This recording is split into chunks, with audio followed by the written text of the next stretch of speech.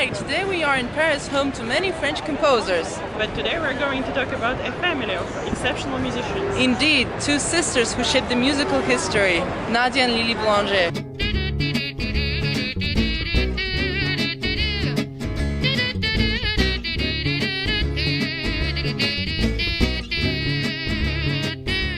Be honest, have you heard about Nadia Boulanger?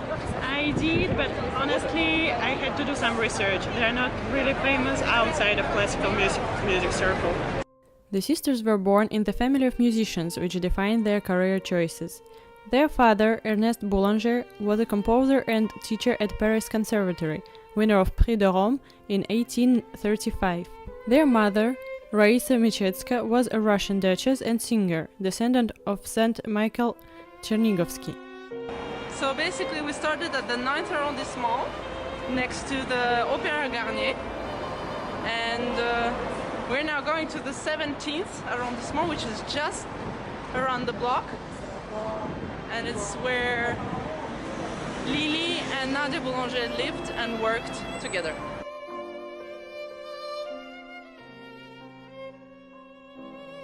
So Nadia Boulanger was born in 1887 on her father's 72nd birthday, which is quite incredible, right?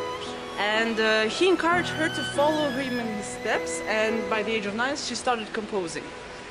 And by the age of 19 she took second place at Grand Prix de Rome, just like her father did before her.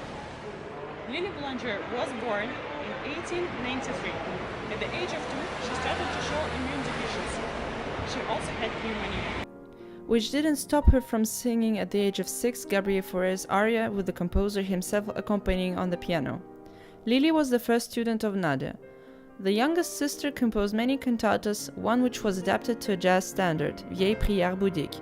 After she was admitted to the conservatory in 1909, she discovers the art of fugue and composition. Between 1911 and 1912, she wrote a number of cantatas, one which, Faust and Hélène, won the Grand Prix de Rome in 1913. Just like her father before her. This prestigious scholarship was never given to a woman before, which at that time was a big step. The scholarship was established in 1663 during the reign of Louis XIV and was initially created for art students, mostly painters and sculptors. Winners were awarded a bursary that allowed them to stay in Rome for 3 to 5 years at the expense of the state. By the year of 1804, the scholarship could be won by musicians, architects and engravers, but it was terminated in 1973 by the French Minister of Culture, André Malraux. So, in 1913, Lily Boulanger was the first woman to win this scholarship, sharing the first position with Claude Delvancourt. Her cantata, Faust and Hélène, is one of the most performed cantatas in her lifetime. After battling intestinal tuberculosis, also known as Crohn's disease, which was first identified in 1932, Lily died at the age of 24 in 1918. Nadia Boulanger announced that her works were useless and she will no longer compose. She dedicated her life to promoting her sister's work, conducting and teaching the future generations of composers. Not like a jealous sibling would do. It is interesting because Nadia was always compared as a musician to her younger sister. However, she is considered as one of the most influential teachers of 20th century.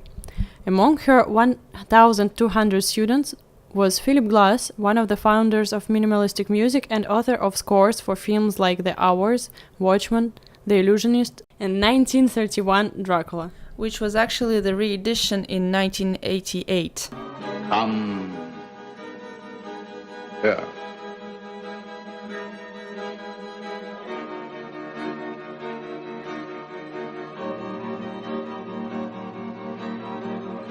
There were also Daniel Barenboim, Aaron Copland, and Quincy Jones, producer of choice for American stars starting from Frank Sinatra to Aretha Franklin to Michael Jackson.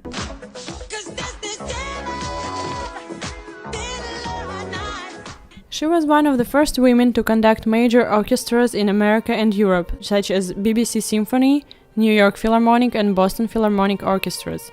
During her career, she conducted as well several world premieres of Stravinsky, to whom she was a mentor.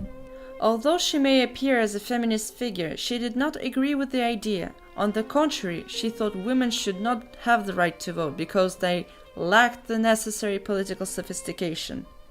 I do not agree with her opinion, but I think she is a remarkable woman worth remembering. I adore teaching. I have such a pleasure to be before somebody I try to discover. I try to find his ultimate qualities and usually find that there is one place where perhaps not to become a good musician, but to become a man. There is a power in this man. And this discovery of the personality is for me an expression of respect, of love, of understanding, very meaningful. When you have to deal with a young musician, it's essential to expose him to work quite different. If somebody would say, I don't care if I write good or bad music, I have to write. I say, you must write. It may be that the time being or our understanding opening better. So when I see a young pupil, my first question is, can you live without music? If you can live without music, thank the Lord and goodbye.